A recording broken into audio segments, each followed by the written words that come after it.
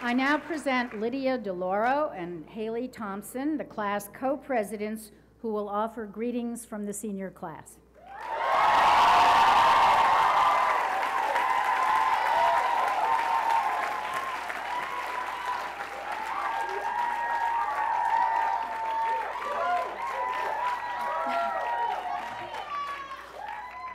Honored guests, distinguished faculty, family, friends, and fellow graduates, graduation is a time of anticipation and nostalgia, a time to look forward, and a time to look back in astonishment at how far we have come and where our journey began.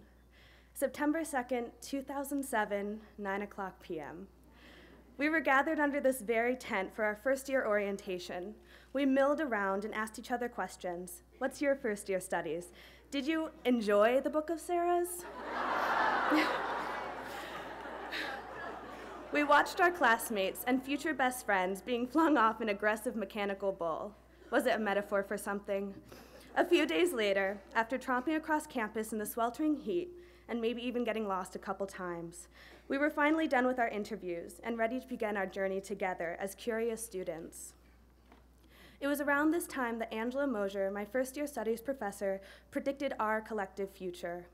All of us would make an individual transformation.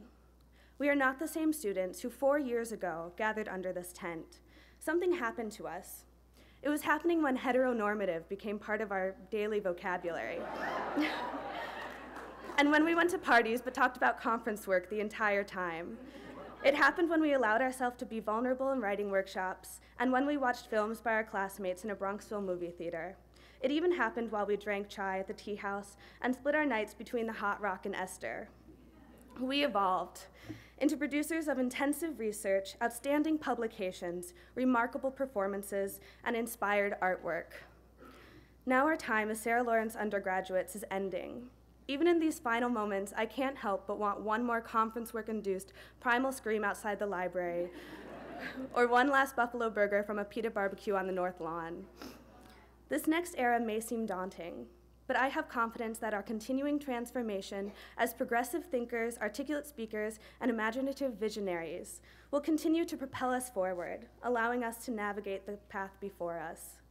I am so proud to have begun this journey with all of you, and I can't wait to see where it takes us. Congratulations, class of 2011.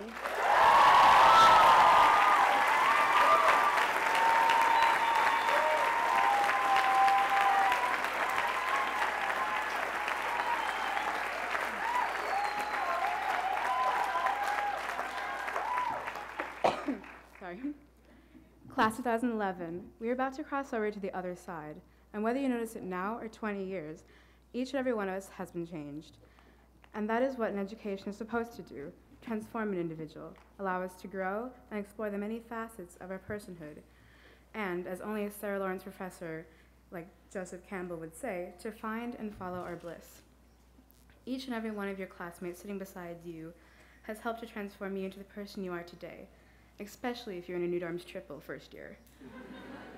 Every caring professor, every thoughtful lecture, especially those conferences that made you realize exactly what your passion is, they have all sculpted you into an intelligent, articulate Sarah Lawrence student who I am proud to graduate alongside. Every college experience, no matter where you go, will have some kind of impact, but Sarah Lawrence has a special kind of transformative property wholly unique to its student body. I say all this because I know I have been transformed by Sarah Lawrence. Whether it was all the interesting personalities, my modern Japanese literature FYS, my second year living in the New Dorms, the incredible friends I made while abroad, some who are hopefully watching this right now from Oxford, to being a peer mentor to two wonderful first years, and my time as one of your class presidents. Everyone sitting here today has helped me become a person I am proud to be, especially my family. I can't forget them, otherwise they might leave me here. Last year I had the great fortune of hearing Yoko Ono speak at the Oxford Union. Her speech was dedicated to the idea of a quiet revolution. She wanted the audience to become what she termed a small pebble person, to quietly affect change by being like the smallest pebble dropped in the ocean, hoping to silently inspire others to follow the example. Now, as anyone who knows me can imagine, I had a few issues with this concept. It may suit some people, but it's not the message I want to impart to you today. We've passed out pebbles so that each of you will remember to never be swallowed up by complacency. that you will rise to any and all occasion and inspire greatness in yourself and others. While it's wise to pick your battles, you need to maintain the same vim and vigor across all occasions. I believe the combination is ideal, that you should make those quiet revolutions a part of your daily life, while also dreaming big and working towards your greatest goal. I have watched this class blossom from a swarm of lost first years frantically scurrying around campus while desperately looking for faculty offices to sign up for interviews, to a group of seniors dancing until 2 a.m. in the basement, covered in glow-in-the-dark liquid latex. There's nothing you can't do.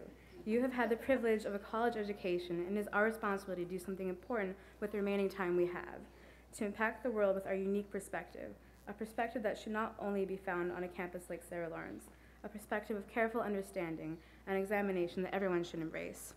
I want you to be bold. I want you to be a force of nature and to always dream big.